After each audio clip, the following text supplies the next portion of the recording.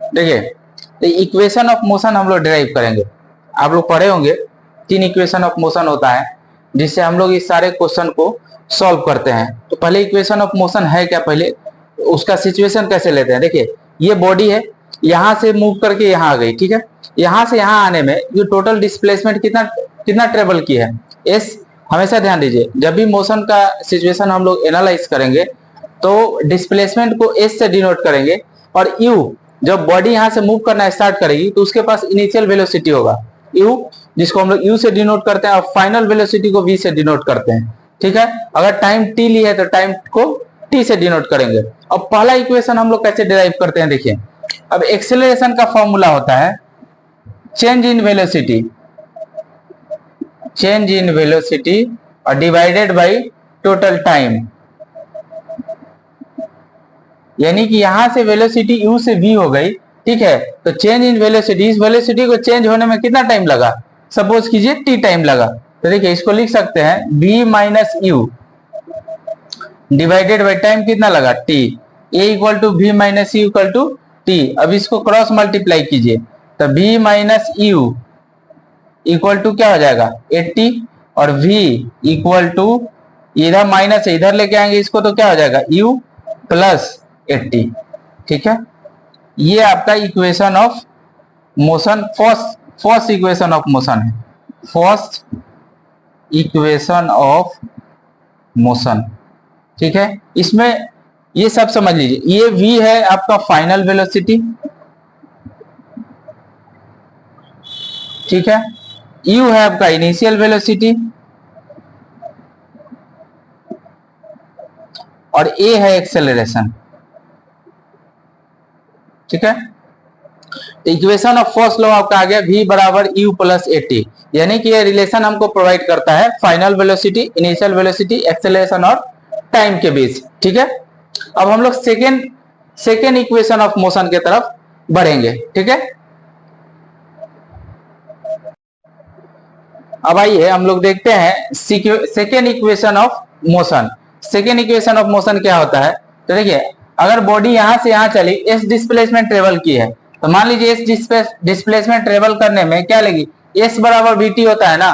तो initial velocity you है और फाइनल वेलोसिटी वी है, अगर दोनों का एवरेज ले लें तो क्या हो जाएगा यू प्लस वी और डिवाइडेड बाई 2 और इनटू टी, ऐसा लिख सकते हैं हम इक्वेशन को। अब चलिए हम पहला इक्वेशन ऑफ मोशन अब पढ़े थे v बराबर u प्लस 80 पढ़े थे ना। तो यहाँ v के जगह पे इसका वैल्यू यहाँ पुट कीजिए, तो s इक्वल टू क्या हो जाएगा u, और v के जगह पे क्या लिख सकते हैं u प्लस 80, ठीक है, डिवाइडेड बाई 2 इंटू टी, ठीक है। यहाँ ये s equal to u plus u क्या लिख सकते हैं 2u plus 80 into t divided by 2। यहाँ आइए s इक्वल टू टी को मल्टीप्लाई कीजिए तो 2ut डिवाइडेड बाई 2 प्लस लिख सकते हैं 8t स्क्वायर डिवाइडेड बाई 2, ठीक है। तो हमारा डिस्प्लेसमेंट का रिलेशन आ जाएगा 2 से 2 कैंसिल हो जाएगा, यानी कि ut प्लस इसको लिख सकते हैं हाफ 80 स्क्वायर, यानी कि सेकेंड इक्वेशन ऑफ मोशन हमारा आ गया s equal to ut plus half 80 square. इस इक्वेशन को आप लोग जानते होंगे, डिराइव कैसे करते हैं आप यहां देख सकते हैं, ठीक है। तो ये सेकेंड लॉ ऑफ मोशन हो गया, सेकेंड इक्वेशन ऑफ मोशन, ठीक है।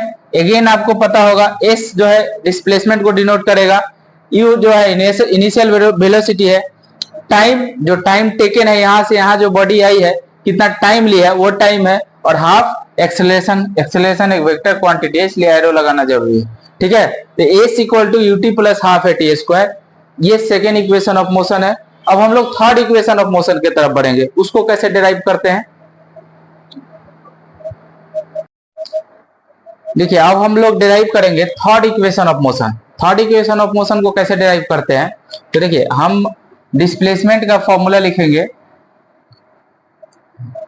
u plus v divided by 2 into T.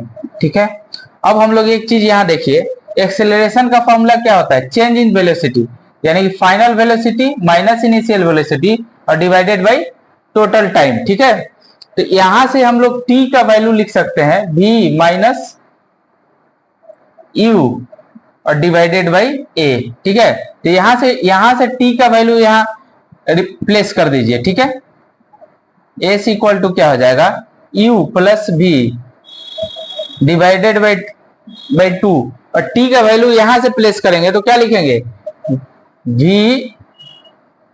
Minus u divided by a। ठीक है, यहां से देखिए s, अब यहां देखिए इसको लिख सकते हैं u plus v into v minus u और डिवाइडेड बाई 2a। ठीक है, अब देखिए हम लोग एक फॉर्मूला पढ़े होंगे a plus b into a minus b, ये पढ़े होंगे a plus b into a minus b, इसको हम लोग मैथ में पढ़ते हैं a square minus b square. इसी फॉर्मूले का यूज यहाँ पे करेंगे तो क्या लिखेंगे, a का वैल्यू है u और b, सॉरी a का वैल्यू है v और b का वैल्यू है u, तो हम लिख सकते हैं v स्क्वायर और minus u square divided by 2a। ठीक है, अब इसको क्रॉस मल्टीप्लाई कीजिए, तो क्रॉस मल्टीप्लाई करेंगे तो v square minus u square equal to क्या लिख सकते हैं, 2as।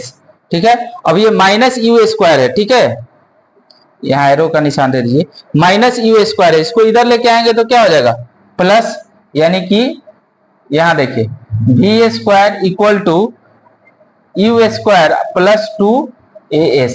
ठीक है, ये आपका equation of motion, third equation of motion हो गया। अगेन आपको पता है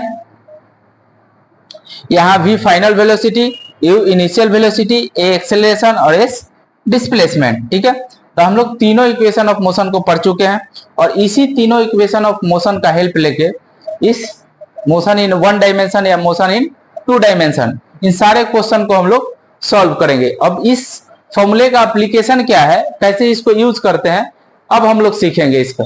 ठीक है, तो हम लोग अगले क्लास में इसका एप्लीकेशन सीखेंगे कि इस फॉर्मूले का अप्लाई कैसे करते हैं किसी भी मोशन वाले सिचुएशन को एनालाइज करने के लिए। ठीक है।